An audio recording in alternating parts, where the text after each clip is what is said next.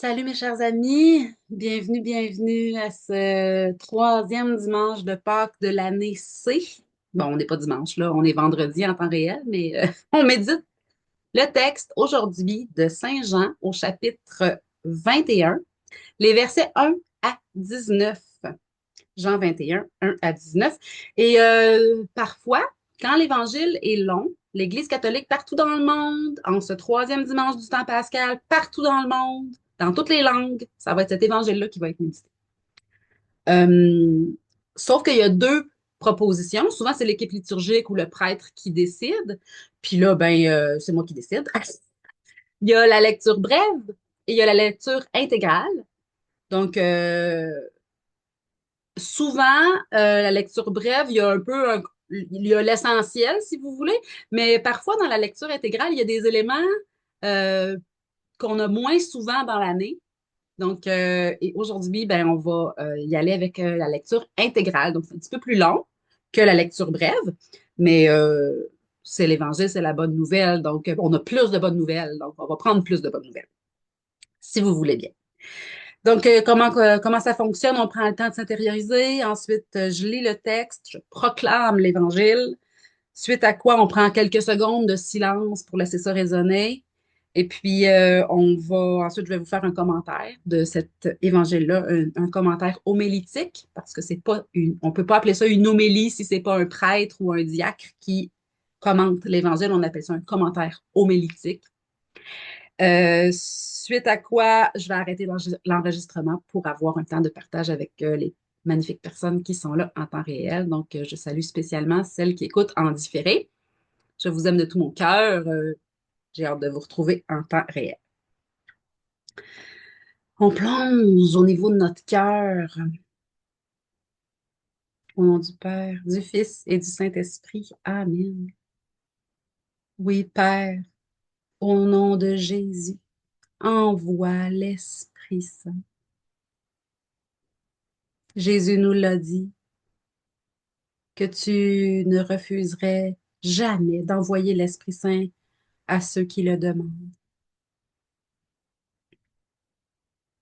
Tu nous l'as promis et nous le demandons. Envoie ton esprit, ta lumière, ta manière de penser. Envoie ta grâce qui se déploie de toutes les manières du monde.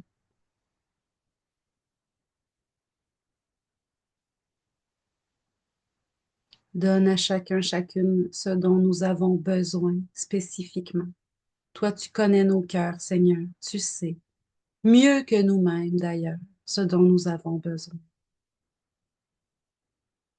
Donne à chacun, chacune la grâce nécessaire pour aller de l'avant, pour faire un pas de plus aujourd'hui, un pas de plus dans l'amour, dans la bonté, dans la vérité,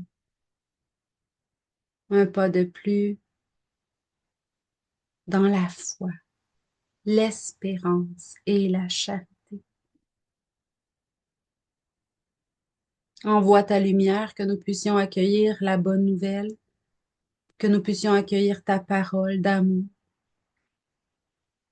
qu'elle s'inscrive en nous, qu'elle soit gravée dans nos cœurs, dans nos esprits, qu'elle fasse de nous des témoins rayonnants de ta lumière.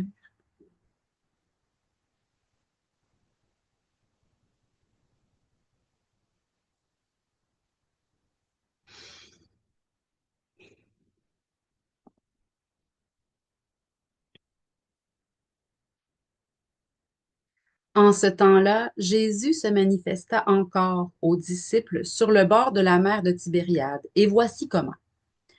Il y avait là ensemble Simon-Pierre avec Thomas, appelé Didyme, c'est-à-dire jumeau, Nathanaël de Cana de Galilée, les fils de Zébédée et deux autres de ses disciples. Simon-Pierre leur dit, je m'en vais à la pêche. Ils lui répondent, nous aussi nous allons avec toi.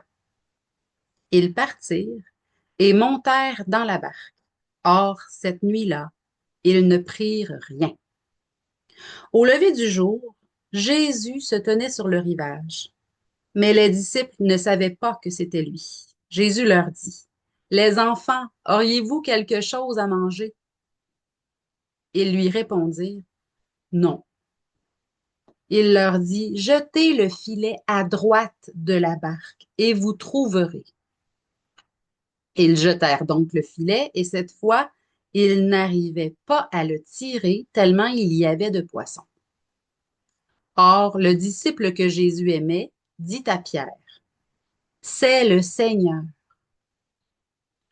Quand Simon-Pierre entendit que c'était le Seigneur, il passa un vêtement, car il n'avait rien sur lui, et il se jeta à l'eau. Les autres disciples arrivèrent en barque, traînant le filet plein de poissons. La terre n'était qu'à une centaine de mètres. Une fois descendus à terre, ils aperçoivent disposé là un feu de braise avec du poisson posé dessus et du pain.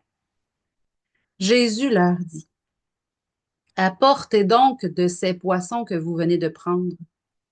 Simon-Pierre remonta et tira jusqu'à terre le filet plein de gros poissons. Il y en avait 153. Et malgré cette quantité, le filet ne s'était pas déchiré. Jésus leur dit alors, venez manger. Aucun des disciples n'osait lui demander, qui es-tu? Il savait que c'était le Seigneur. Jésus s'approche, il prend le pain et le leur donne. Et de même pour le poisson. C'était la troisième fois que Jésus, ressuscité d'entre les morts, se manifestait à ses disciples. Quand ils eurent mangé, Jésus dit à Simon-Pierre, Simon, fils de Jean, m'aimes-tu vraiment plus que ceux-ci? Il lui répond, oui, Seigneur, toi tu le sais, je t'aime. Jésus lui dit, sois le berger de mes agneaux. Il lui dit une deuxième fois, Simon, fils de Jean, m'aimes-tu vraiment? Il lui répond, oui, Seigneur, toi tu le sais, je t'aime. Jésus lui dit, sois le pasteur de mes brebis. Jésus lui dit pour la troisième fois, Simon, fils de Jean, m'aimes-tu? Pierre fut peiné parce que la troisième fois, Jésus lui demandait, m'aimes-tu? Il lui répond, Seigneur, toi, tu sais tout, tu sais bien que je t'aime. Jésus lui dit, sois le berger de mes brebis. Amen, amen, je te le dis. Quand tu étais jeune, tu mettais ta ceinture toi-même pour aller là où tu voulais. Quand tu seras vieux, tu étendras les mains et c'est un autre qui te mettra ta ceinture pour t'amener là où tu ne voudrais pas aller. Jésus disait cela pour signifier par quel genre de mort Pierre rendrait gloire à Dieu. Sur ces mots, il lui dit, suis-moi.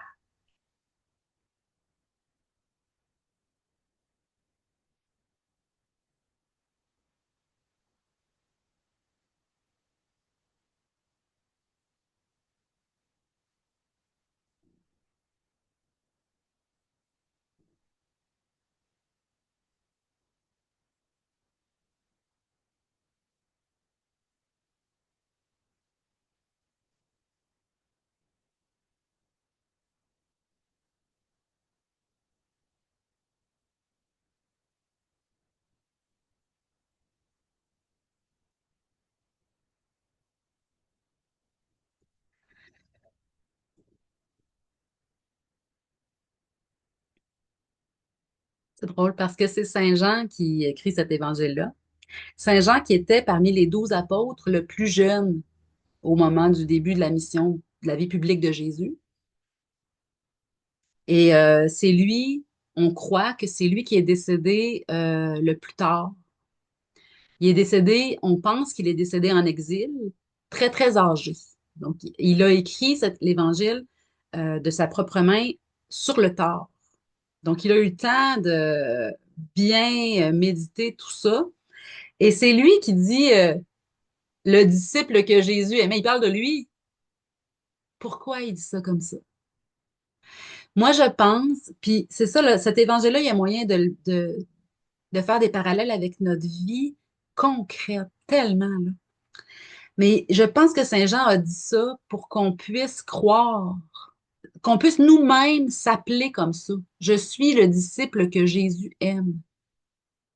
Parce que apôtre, c'est les 12. Un apôtre, c'est Saint Paul. Saint Paul n'était pas apôtre, il n'était pas un des 12 apôtres, mais pourtant c'est un apôtre. Marie-Madeleine, on l'appelle l'apôtre des apôtres. Un apôtre, c'est comme quelqu'un qui va devant, qui prend la parole, mais un disciple, c'est quelqu'un qui se met à l'écoute du maître, qui veut y ressembler, puis qui l'aime, puis qui veut le suivre, là. Euh, Quand on est follower sur les réseaux sociaux de quelqu'un, des coachs de vie on est un peu des disciples. Tu sais, le groupe de musique Glorious qui chante la louange, là, puis si on se met à les suivre sur les réseaux sociaux, puis on va se mettre à chanter un peu comme eux, on va devenir comme de leurs disciples. Puis c'est parfait de se mettre à l'écoute de quelqu'un qui est d'abord lui-même disciple de Jésus. On peut être des disciples de disciples, là, c'est bien correct. Mais un disciple, vous comprenez l'idée, un apôtre, on utilise difficilement ce mot-là pour autre chose qu'un apôtre de Jésus. Mais un disciple, on peut être se mettre à l'école d'un maître. Donc, là, on parle de disciples, pourtant, on parle des apôtres. C'est comme si ça relativise c'est bon pour chacun, c'est bon pour tout le monde. Sans- On peut s'identifier à eux. Les fils de Zébédée, Jacques et Jean, ne sont pas nommés, mais sont nommés. Puis pourquoi qui donne la définition, la signification du nom? C'est, on peut se placer devant le Seigneur en prière, se fermer les yeux, puis poser cette question-là au Seigneur. Tu sais, explique-moi, Seigneur, toi-même, par ton Esprit Saint, pourquoi que Saint Jean prend le temps de préciser tout ça avant de commencer? Pierre, on l'identifie à l'Église. Hein, Saint-Pierre qui serait le premier pape. Hein, puis on le voit à la fin de cet évangile-ci, dans la lecture intégrale, Jésus donne à Saint-Pierre la mission d'être le premier pasteur, le premier guide, le premier... vous avez une question, puis on ne s'entend pas sur comment répondre à cette question-là, ben on va demander à Pierre d'avoir le dernier mot, on va lui demander de trancher, c'est ça, avoir un chef, c'est ça, c'est de dire, hey là, on se chicane pour rien, tranche pour nous, tu sais.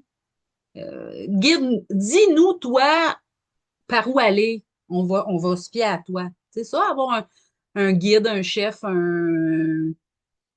c'est y faire confiance pour s'en aller à la bonne place. Mais on associe, lui, Saint-Jean, à la spiritualité, à la vie de prière, à la vie d'intimité à Dieu, à la façon de mener une vie consacrée à Dieu, à la façon de mener une vie de disciple. À ce moment-là, c'est dans l'intimité, c'est dans le secret, c'est dans ma vie personnelle. On ne parle pas d'ici d'église puis de grandes décisions pour l'humanité. On parle de ma vie quotidienne à moi. Et ça, Pierre et Jean, il y en est souvent question. Vous vous rappelez au tombeau, Pierre, il peine à arriver parce que l'autre, Saint-Jean, courait plus vite que lui et il arriva le premier. Il vit, il entra, il vit et il crut. Mais pourtant, il a laissé Saint-Pierre rentrer avant lui. Il attend. Là, Saint-Pierre arrive, Saint-Pierre, il rentre. Là, Saint-Jean rentre après, puis il voit, puis il croit. Souvent, la vie spirituelle, le contact avec Dieu, ça va un petit peu plus vite que l'Église. Ça, souvent, les disciples ont des intuitions, des inspirations, des mouvements, puis c'est long avant que l'Église, qui est un gros bateau, prenne des décisions pour orienter le gros bateau, puis faire virer un gros bateau, là, ça se fait pas sur un dixaine. Mais faire virer un cœur humain, ça peut se faire sur un dixaine. Un dixaine, un- c'est la plus petite pièce de notre monnaie au Québec. Le 10 cents, 10 centimes. Euh, Puis c'est pour ça qu'on dit au Québec l'expression se virer sur un dixaine parce que c'est faire un retournement rapide, là. Ben, le cœur humain, dans sa spiritualité, peut vivre une conversion rapide, puis décider d'aller de l'avant dans l'amour rapidement, comparativement à l'Église qui, elle, est lente à se mouvoir. Et c'est pas grave. À, à chaque cœur humain de vivre son retournement et prendre la place qui lui revient dans l'Église. On pense ici à la petite Thérèse de Lisieux qui est allée demander au pape en personne pour pouvoir entrer en religion alors qu'elle n'avait que 15 ans. Elle est allée jusqu'au pape pour y demander.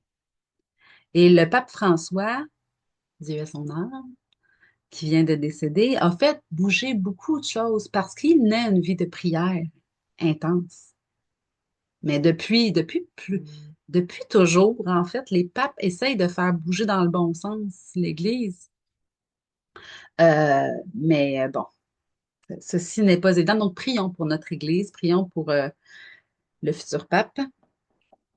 Alors, je vais à la pêche. Saint-Pierre qui décide d'aller à la pêche, nous aussi, nous allons avec toi.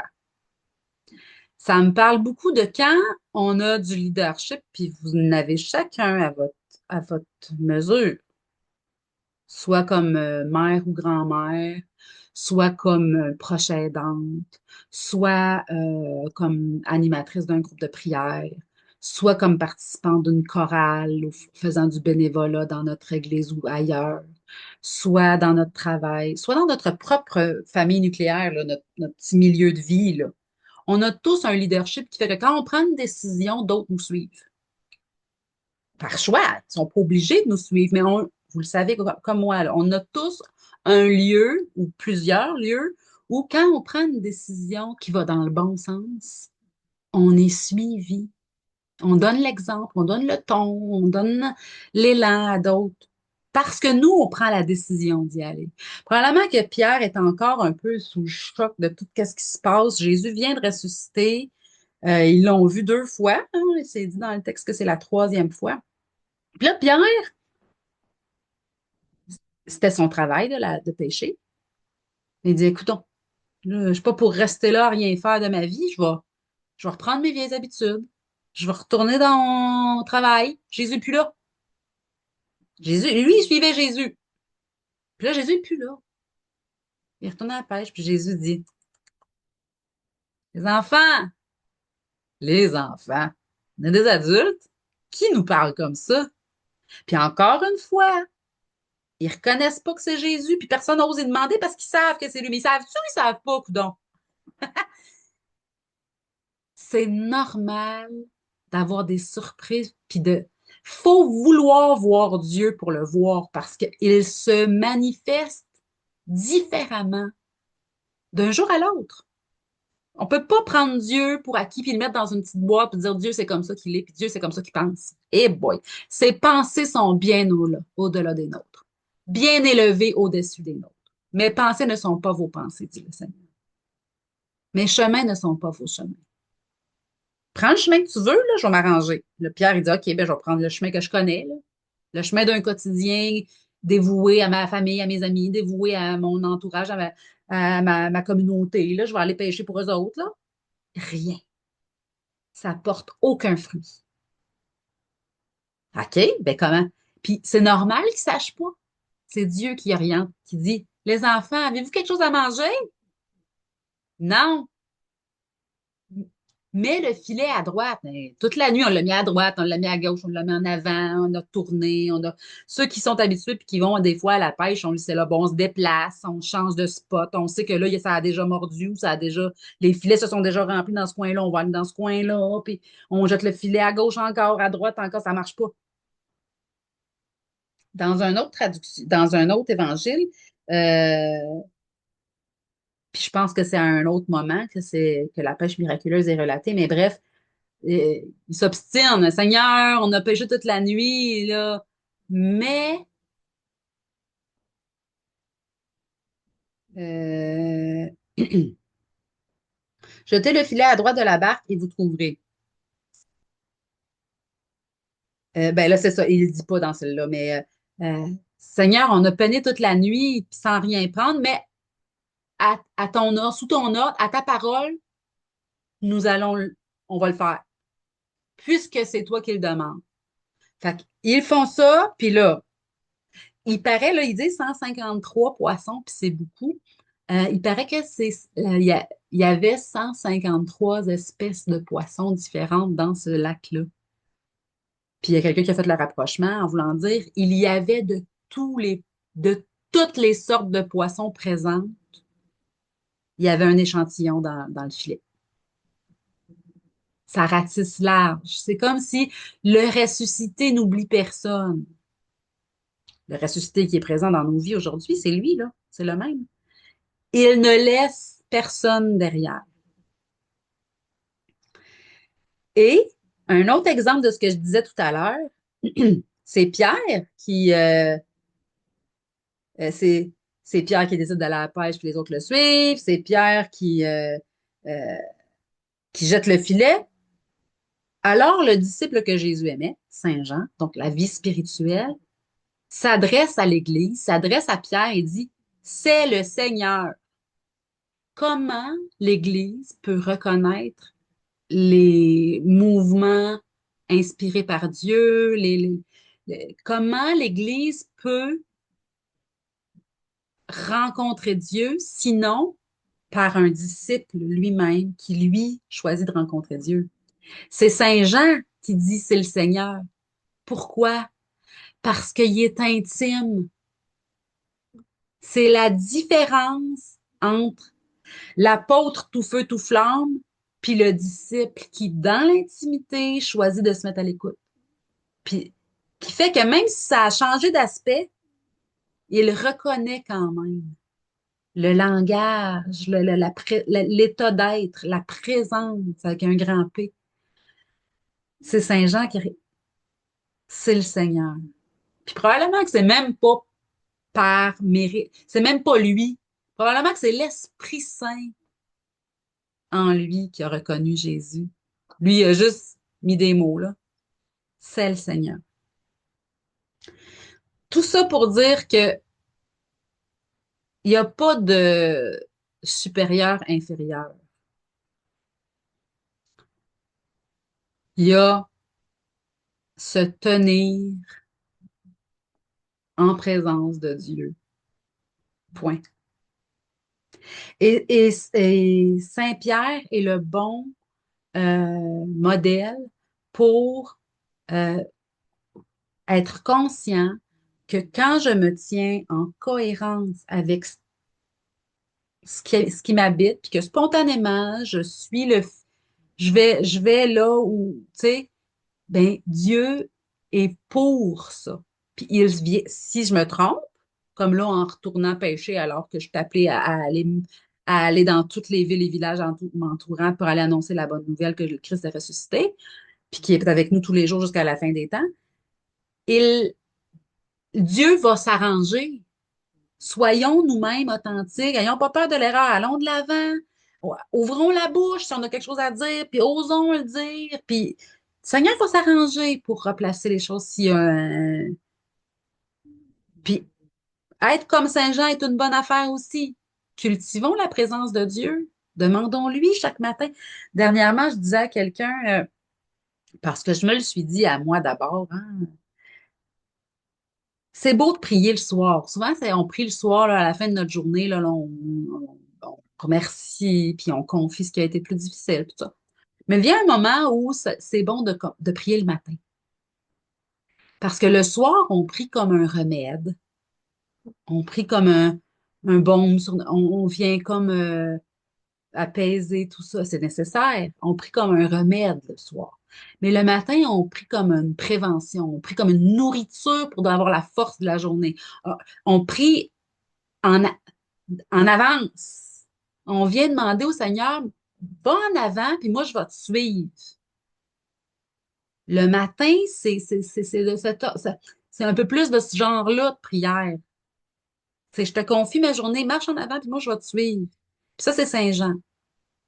C'est Saint-Jean qui nous l'a. Être intime, ça peut passer par ça. Si on a l'habitude de prier que le soir, ça peut être beau de commencer. Puis ça, la prière du matin, pour commencer, là, là, il est rendu 11 h midi, puis là, hey, j'ai pas encore prié. C'est pas grave. Il n'est pas trop tard à midi, là, pour prier. Puis c'est pas obligé d'être long. Une respiration, j'inspire que Dieu est là. T'es là, mon Dieu. Puis on expire ce qu'on est en train de vivre, ce qui sent, tu sais, on expire. On met notre vie dans ses mains. Je sais pas qui a besoin d'entendre ça, mais c'est dit. Alors, euh, venez manger. Euh, je trouve ça beau que Jésus ait dit ça. Bon, là, il tire sur le filet, et puis là, il voit bien que c'est venez manger. Mais là, OK, ben oui, là, on peut, là, on a quelque chose à manger, on va y aller. Mais ce venez manger, c'est voici que je me tiens à la porte et que je frappe. Puis ça, c'est Saint Jean qui l'a écrit, l'Apocalypse, hein? Euh, il dit Dieu, chaque jour, chaque instant, se tient à la porte de nos cœurs et il frappe. Si quelqu'un ouvre, si quelqu'un entend ma voix et ouvre, j'entrerai et je prendrai mon repas avec lui et lui avec moi. Venez manger. Il y a quelque chose de quand on se met à table avec quelqu'un, tu sais, on le sait, ah, hey, tu connais-tu un tel, une telle? Oh oui, je le connais. Bon, ben, il n'est jamais venu prendre un repas chez nous, là. On ne s'est jamais assis à la même table ensemble, mais je le connais. On connaît quelqu'un différemment à partir du moment. On peut vraiment dire qu'on connaît quelqu'un à partir du moment où on a pris un repas avec. C'est-à-dire, on s'est assis à la même table, puis pas au restaurant, là. Je parle d'un repas chez nous ou chez lui ou elle. Avouons que quand on s'est assis chez quelqu'un à sa table, ça révèle bien plus de choses. Ou quand quelqu'un vient chez nous, puis s'assoit à notre table, on, les sujets de conversation qu'on choisit d'aborder, le style de musique qu'on va avoir mis ou pas en fond, l'ambiance qu'on va avoir mis, ce qu'on va avoir choisi de servir à manger, euh, comment on va se servir, qui fait le service, comment les autres se parlent entre eux, comment. Il y a beaucoup de nous qu'on révèle quand on invite quelqu'un à manger chez nous. Ou quand on va manger chez quelqu'un, on voit bien des choses, comment on a choisi de s'habiller pour y aller, comment eux ont choisi de s'habiller pour nous recevoir et vice-versa. Venez manger. C'est drôle parce que Dieu dit venez manger souvent. Venez à moi, vous tous qui peinez. Venez à moi, venez à moi. Mais pour aller à Dieu, il faut aller en dedans de nous. Venez à l'intérieur de nous. C'est là, dans l'authenticité de notre vraie vérité profonde, telle qu'elle est. Puis ça, les psychologues le disent, quand on veut aborder un changement de comportement, quand on se dit, hey, là, ça suffit dans ma vie, là. Je veux que ça change. La première étape, c'est reconnaître la réalité telle qu'elle est. Si je veux que ça change, il faut que je sache exactement qu'est-ce que je veux qu'il change. Donc, en ce moment, ça se passe comme ça. Il y a telle chose, tel élément. De quoi je suis tannée? Qu'est-ce que je veux changer? Puis là, il faut que je mette des mots sur la réalité telle qu'elle est. À partir de là, je peux m'informer sur, OK, quand je peux faire des lectures là-dessus, je peux demander à Dieu de m'inspirer là-dessus, je peux essayer, je pense que telle personne, ça se passe pas comme ça, puis il me semble que j'aimerais ça que ça se passe comme ça se passe chez eux, ben là, on va questionner cette personne-là. Hey, toi, t'as l'affaire, ça se passe comme ça chez vous, j'aimerais ça que ça se passe comme ça pour moi, puis là, à partir du moment où on a identifié vraiment la vérité, la réalité, à partir du moment où on reconnaît la réalité telle qu'elle est, là, il y a quelque chose qui peut changer. Venir à l'intérieur, venez à moi. C'est pas aller faire silence, fermer les yeux, puis aller. Comment? C'est quoi là que je vis là? Mettre le doigt dessus avec Dieu. Bon, les mêmes-tu? Ça, il y a des gens qui ont fait des thèses de maîtrise, des mémoires de maîtrise puis des thèses de doctorat sur ce texte-là, le texte de Pierre Memeux. Puis je vous en ai déjà parlé des trois types d'amour. L'amour filial, l'amour filia en grec. L'amour filia, c'est l'amour filial, l'amour du sang, l'amour père-fils, mère-fils, père-fille, mère-fille, l'amour fraternel, frère-sœur, l'amour, c'est ça, tout l'amour du lien de sang. Euh, cet amour-là qui est inconditionnel, c'est comme si je peux pas, tu sais, puis il y a beaucoup de gens qui disent, ah, tu vas voir, quand tu vas avoir des enfants, tu vas comprendre cet amour-là, puis je peux bien comprendre. Il y a quelque chose de sans limite, inconditionnel. Euh, puis c'est drôle, mais c'est ces personnes-là qui nous blessent le plus, puis c'est ces personnes-là qu'on blesse le plus, puis c'est ces personnes-là qu'on est pogné pour aimer toute notre vie parce qu'on est obligé. Puis c'est les personnes qu'on aime le plus, puis c'est les personnes qu'on déteste le plus aussi, tu sais. C'est tout ça, l'amour filia. C'est le milieu où la miséricorde s'exprime le plus, l'amour filial. Euh, et, euh, et Dieu, Jésus, Dieu en s'incarnant par la parole, en envoyant son verbe, en s'exprimant, Dieu est venu dire, je suis un père. Dieu est venu dire, Jésus, Dieu s'est incarné, c'est devenu Jésus, fils, qui est venu dire, Dieu, c'est un père. Puis pour vous faire comprendre ça, il n'y a pas d'autre moyen que d'avoir Dieu en vous par l'Esprit Saint, qui est comme l'engendrement de l'amour des deux. L'amour Eros, qui est un amour où le corps euh, euh, trouve sa noblesse, où la sexualité trouve sa noblesse, où le corps est un amour qui va jusque dans la température de notre sang change en fonction de cet amour-là. C'est l'amour Eros, l'amour qui j'ai envie de te croquer, là. Il y a quelque chose de plus fort que nous. C'est un- l'amour, l'amour passion prêt à verser notre sang. Puis c'est ça, l'amour Eros et l'amour agapé, l'amour inconditionnel, l'amour de Dieu, l'amour divin qui nous habite. Des fois, on a des bouffées de cet amour-là, là. Puis c'est entremêlé, là. Ces trois amours-là, c'est rarement rien qu'un. C'est ra- c'est rarement rien qu'un. Bref, c'est. Et Jésus pose les trois questions à Jésus. Puis en français, ça donne m'aimes-tu vraiment? Là, on a rajouté vraiment là, dans les dernières traductions. M'aimes-tu vraiment? M'aimes-tu vraiment? M'aimes-tu? Mais en grec, puis en hébreu, c'est les trois. On fait le tour des trois. M'aimes-tu, m'aimes-tu euh, euh, Philia? M'aimes-tu Eros? M'aimes-tu Agapé? Puis Pierre répond, toi, Seigneur, tu sais tout. Tu sais bien que je t'aime. C'est pas cette traduction-là. Cette traduction, la traduction liturgique, c'est oui, Seigneur, toi, tu le sais, je t'aime. Puis dans d'autres traductions, c'est toi, Seigneur, tu sais tout. Tu sais bien que je t'aime. Puis,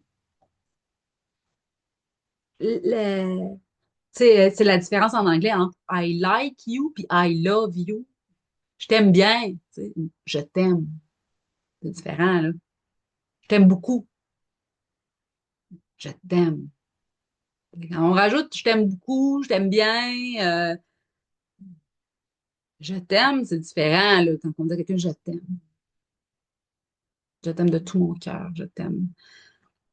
Et, et, et Simon, Pierre, euh, le, OK, non, c'est pareil dans cette traduction-là, c'est pareil les trois fois. Mais il répond justement, il répond pareil. Il répond,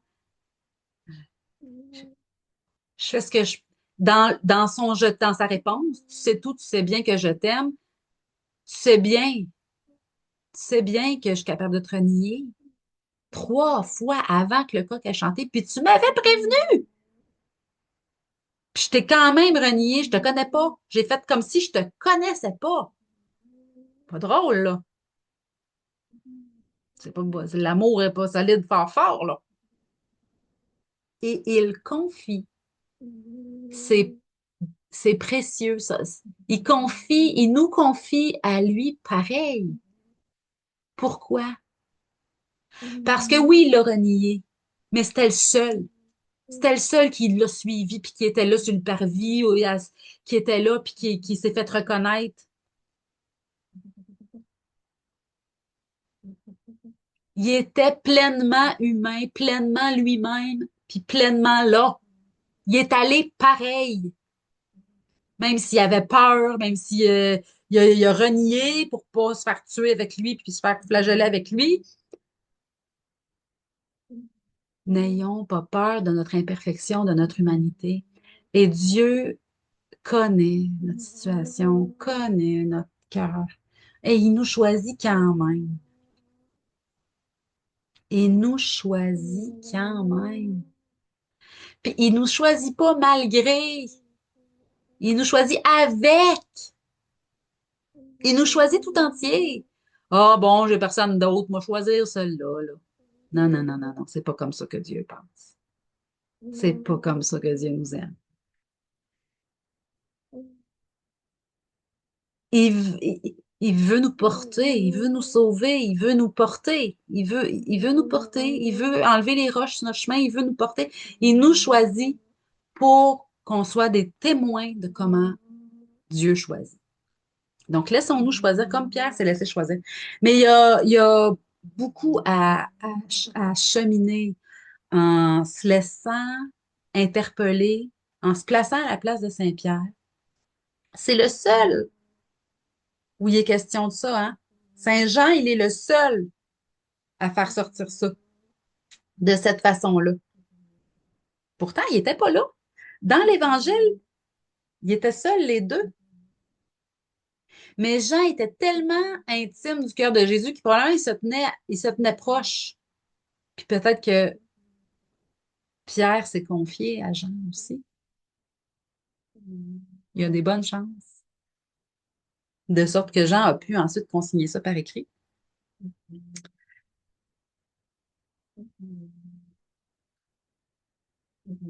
Quand tu étais jeune, tu mettais ta ceinture toi-même, puis tu allais où tu voulais.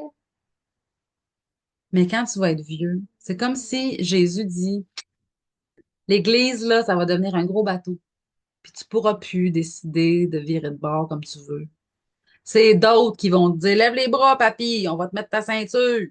Puis là, tu lèves les bras, puis là, quelqu'un attache ta ceinture. Puis, ah ouais, viens-t'en, on s'en va par là. Puis toi, c'est pas là que tu veux aller ailleurs. L'Église, c'est ça. Tu vas faire de ton mieux, mais je pense que par quel genre de mort il allait mourir, c'est mourir à soi-même aussi. Tu sais, c'est que le Saint-Jean en nous est prêt à, à faire des choix en fonction de Dieu. Mais le, le Saint-Pierre en nous est prêt à... Oh,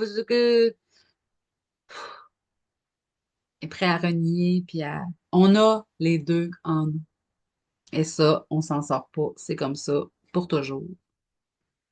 Euh, tant que durera notre vie terrestre. Et Dieu nous choisit comme ça. Dieu nous aime comme ça. Et il veut de nous comme ça. Il nous pose la question, m'aimes-tu? Comment tu m'aimes? Ah, je t'aime bien le dimanche, Seigneur, j'aime ça, te mettre en priorité le dimanche. Ah, je t'aime bien quand ça va bien, mais quand ça va mal, il me semble que tu es responsable de tout mon malheur. Puis, comment on aime Dieu? Puis, je trouve que ce qui permet d'aimer Dieu pour qui il est, c'est de se rappeler qu'il est complètement différent de nous.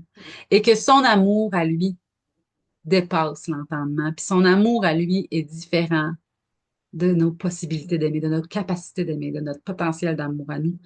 Il veut nous insuffler le sien, nous donner son amour pour on en soit porteur, puis on le fait, puis bravo, puis on continue, on lâche pas de chercher à aimer plus, aimer mieux, aimer même ceux qui sont pas aimables, puis nous aimer nous même quand on s'accepter sans se scandaliser de nos erreurs, puis accepter les autres sans se scandaliser de leurs erreurs aussi. Bravo, on continue, on lâche pas. Mais ça fait du bien de se rappeler que Dieu seul est capable de mourir par amour puis de ressusciter ensuite. Dieu seul est capable. C'est normal qu'on soit pas capable puis qu'on se sente pas capable. Collons-nous à lui. Collons-nous à lui. Je sais pas si vous avez, je termine avec ça, je sais pas si vous avez déjà vécu cette expérience-là. C'est une démarche intérieure, un moment de prière qu'on prend, puis on décide de se visualiser tout entier, puis de se déposer comme si tout notre être ne tenait que dans une goutte de sang. On a déjà été gros de même, fait que c'est pas impossible. Puis de se cacher dans le cœur de Jésus sur la croix.